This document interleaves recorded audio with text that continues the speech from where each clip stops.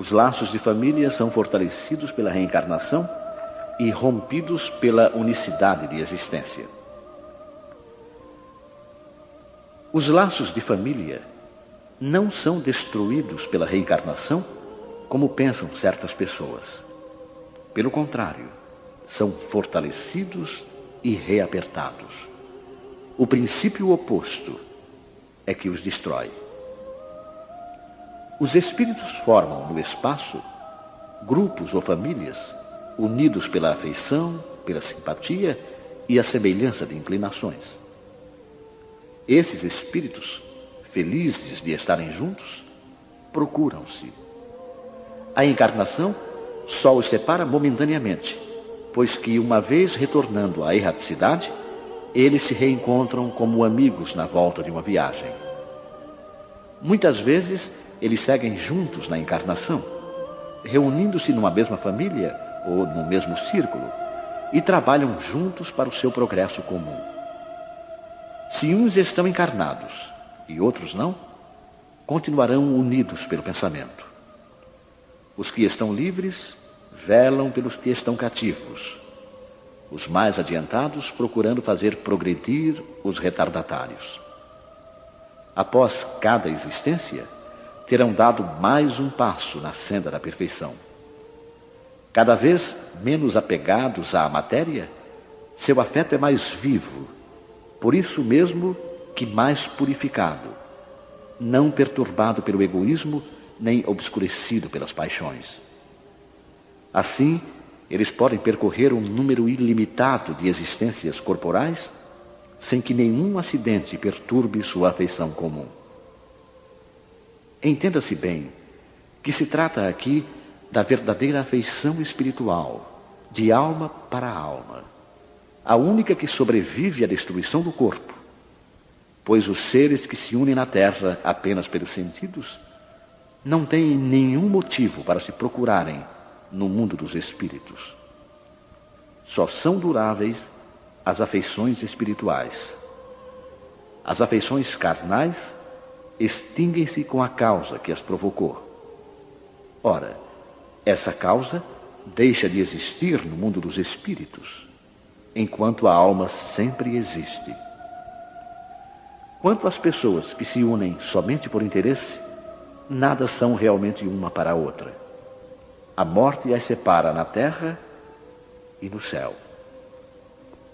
A união e a afeição entre parentes indicam a simpatia anterior que as aproximou.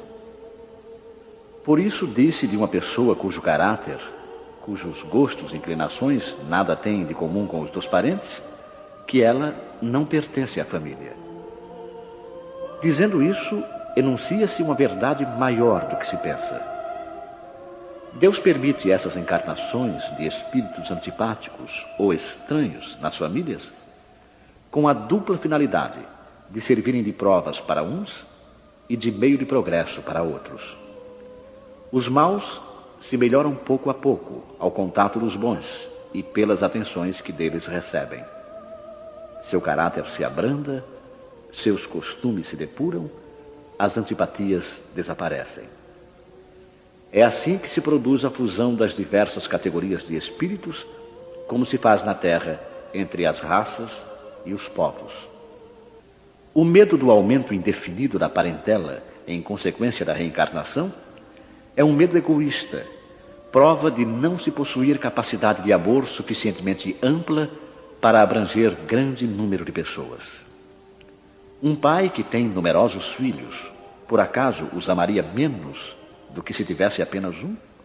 Mas que os egoístas se tranquilizem, pois esse medo não tem fundamento. Do fato de ter um homem 10 encarnações, não se segue que tenha de encontrar no mundo dos espíritos 10 pais, 10 mães, 10 esposas e um número proporcional de filhos e de novos parentes. Ele sempre encontrará os mesmos que foram objetos de sua afeição, que lhe estiveram ligados na terra por diversas maneiras e talvez pelas mesmas maneiras. Vejamos agora as consequências da doutrina anti-reencarnacionista. Essa doutrina exclui necessariamente a pré-existência da alma E as almas, sendo criadas ao mesmo tempo que os corpos, não existe entre elas nenhuma ligação anterior. São, pois, completamente estranhas umas às outras. O pai é estranho para o filho, e a união das famílias fica assim reduzida unicamente à filiação corporal, sem nenhuma ligação espiritual. Não haverá, portanto, nenhum motivo de vanglória por se ter entre os antepassados algumas personagens ilustres. Com a reencarnação, antepassados e descendentes podem ser conhecidos, ter vivido juntos, podem se ter amado e, mais tarde, se reunirem de novo para estreitar os seus laços de simpatia. Isso no tocante ao passado.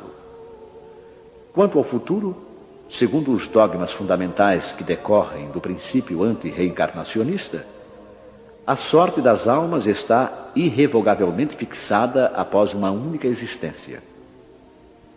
Essa fixação definitiva da sorte implica a negação de todo o progresso, pois se há algum progresso, não pode haver fixação definitiva da sorte.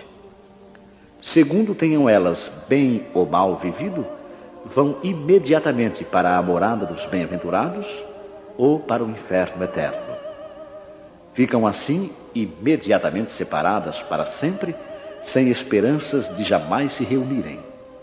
De tal maneira que pais, mães e filhos, maridos e esposas, irmãos e amigos não têm nunca a certeza de se reverem. É a mais absoluta ruptura dos laços de família. Com a reencarnação e o progresso que lhe é consequente, todos os que se amam se encontram na terra e no espaço e juntos gravitam para Deus. Se há os que fracassam no caminho, retardam o seu adiantamento e a sua felicidade. Mas nem por isso as esperanças estão perdidas. Ajudados, encorajados e amparados pelos que os amam, sairão um dia do atoleiro em que caíram. Com a reencarnação, enfim, há perpétua solidariedade entre os encarnados e os desencarnados, do que resulta o estreitamento dos laços de afeição. Em resumo, 4 alternativas se apresentam ao homem para o seu futuro de além-túmulo. Primeira, o nada, segundo a doutrina materialista. Segunda, a absorção no todo universal, segundo a doutrina panteísta. Terceira, a conservação da individualidade com fixação definitiva da sorte, segundo a doutrina da Igreja. Quarta, a conservação da individualidade com progresso infinito, segundo a doutrina espírita. De acordo com as duas primeiras, os laços de família são rompidos pela morte e não há nenhuma esperança de se reencontrarem. Com a terceira, há possibilidade de se reverem, contanto que estejam no mesmo meio, podendo esse meio ser o inferno ou o paraíso. Com a pluralidade das existências, que é inseparável do progresso gradual, existe a certeza da continuidade das relações entre os que se amam. E é isso o que constitui a verdadeira família.